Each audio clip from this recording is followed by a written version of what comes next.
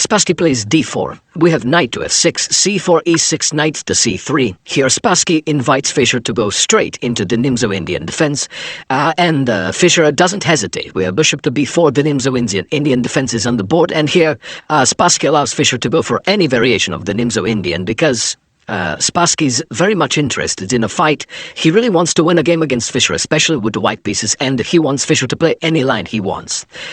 Knight to f3 by Spassky. Spassky hesitates with e3, although it was the most favorable idea at the moment, but he wants to keep his options of developing the bishop to g5. c5. Now, Fischer invites Spassky to play e3, thus eliminating this option of developing the bishop to g5. We have e3, knight to c6, bishop to d3, simply developing, captures. We have d6 and now e4. We have e5 by Fischer and now d5. Spassky closes the center, and knight d7. The knight will be very useful in protecting the king side. Knight to h4 by Spassky. A very nice idea. This knight at one point is coming to f5, so Fischer, if he castles, then the knight will be very useful on f5, and if Fischer wants to eliminate it, he will have to give up his light square bishop. Here Fischer plays h6, a very nice idea. Fischer is preparing g5. He wants to prevent Spassky from, at some point, pushing f4. And here also we have a moment. This is only move 11, and here Spassky spends 25 minutes on move 11. And after those 25 minutes, he pushes f4. And Fischer, without much consideration to the position, even though Spassky spent so much time on this move, plays knight to g6. And knight to g6 is definitely the best idea. Simply attacking that f4 pawn and also challenging the knight on h4. And now that this knight is on g6, knight to f5 no longer really works. Here Fischer can simply capture on f4, knight captures. We have knight captures on g7, but this is not so important now. King to f8, attacking the knight. Bishop captures, pawn captures, and now knight moves back.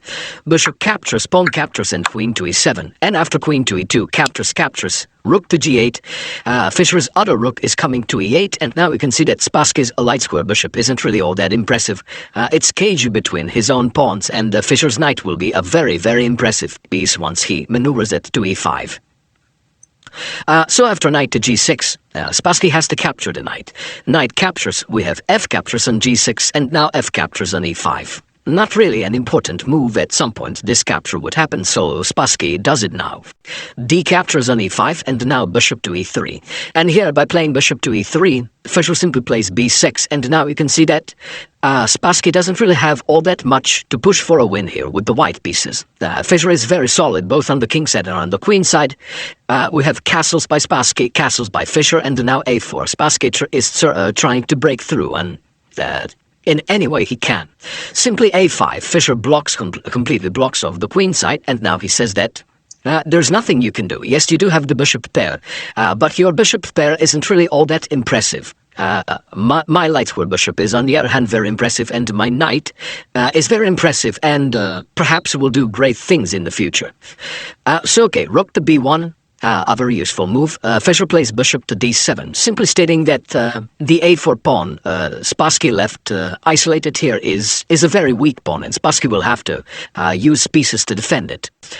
Rook to b2. Spassky now proposed to bring the other rook over to the f-file, double rooks on the f-file, and perhaps try something there. We have rook to b8, and here comes rook b to f2, as planned. Here we have queen to e7 by Fischer. You have to be careful not to blunder with queen to c7, because you do have to keep an eye on the h6 pawn. For example, bishop captures would be very uncomfortable for black. G captures, and now you can simply capture on f6, as the pawn is no longer guarding the knight on f6. Here, white would simply snatch a pawn and keep a better position. So, queen to e7 by Fischer. We have bishop to c2. Now improving the position, also bringing another defender of the a4 pawn, and also creating some room for the queen on d3. And here Fischer can simplify immediately, and if he wants, he can play knight to g4, and this would be at least a draw for him. For example, captures. You simply exchange all the rooks. Now queen to e2. Captures, and now after g5, the queen is coming to f4, and it's a better position for black, but white cannot win this game. There's no way. But Fischer isn't really interested in just drawing the game yet. He wants something more. So first he pushes g5. And okay, we have a bishop to d2. Spassky is planning this maneuver bishop to d2 to e1, and at some point he would very much enjoy if this bishop could come to g3. This would be very nice. Maybe he could create some threats against the d5 pawn. Queen to e8, and now comes bishop to e1. Queen to g6. And now comes queen to d3. A very nice move. The queen is now adding further protection to d4 pawn. Also, Spassky is now even considering queen to g3. Knight to h5. At some point, the rooks are getting exchanged, so why not to do it now? And this knight is now definitely coming to f4. We have rook captures on f8, rook captures, and king captures. The rooks are now off the board. And here we have bishop to d1. A very nice move, attacking the knight and also making the room for queen to come to b1 to perhaps force Fischer's queen to stay on the 6th rank, as she will have to keep an eye on the b6 pawn. Fischer simply plays knight to f4, and once again Spassky found himself in time trouble, and here on move 27 he makes a critical mistake. Here he should have continued with queen to b1, although Fischer still keeps a better position, but instead he played queen to c2.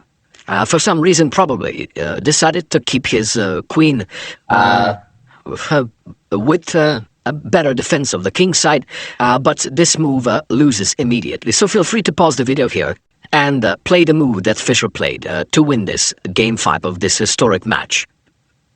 I'll give it a couple of seconds for you to decide as usual. For those of you who are able to do it, congratulations, you are an excellent player. And for those of you who just want to enjoy the show, here Fischer simply played bishop captures on a4. And when Spassky saw this, he simply resigned the game. Why did he resign? Well, obviously, can you capture the bishop? It seems like the bishop is unguarded. If you capture the bishop, queen captures on e4 and there is no defense. Either queen captures on e1 will be checkmate, or queen captures on g2 will be checkmate. You can't stub both. You can prolong the game for a bit by running away with the king, but still it's checkmate in 4. There is no way out of it. Simply knight to d3 check, king moves, queen to h4 check, king moves, queen to f4 check, king moves, and now knight to c1, a beautiful knight checkmate. And on the other hand, after bishop to a4, if you don't capture the bishop, if you simply move the queen, although there really aren't all that many squares for the queen, simply bishop captures on d1, queen captures, and now queen captures on e4, again threatening checkmate. You have to prevent this. Let's say queen to d2, and now simply knight captures on g2. White is down so much material. Queen captures, and now queen captures on d1 with check. Queen has to block on the move. You exchange queens, and being up 3 pawns, it would be a very easy win for Fischer. So yeah, such a move hidden in the position. Spassky, Spassky of course could have drawn this game at many times during the game, but as he was looking for ways to win, a simple threat like bishop captures on a4 can often sneak up on you. So yeah, that's game 5. I do hope you enjoyed it. And remember when we said in the beginning we were reading part from Grigori's book about Fischer's demands towards the Icelandic Chess Federation. Now, it's hard to say how many of them were true, how many of them were exaggerations, but Fischer did celebrate after this game. The hotel swimming pool did close at 10 p.m. and Fischer spent 2 hours alone in the swimming pool. As celebration for a winning game 5 against Boris Spassky. So yeah, that's the game. I do hope you enjoyed it. I've really enjoyed preparing it, as I really enjoy preparing all of these games for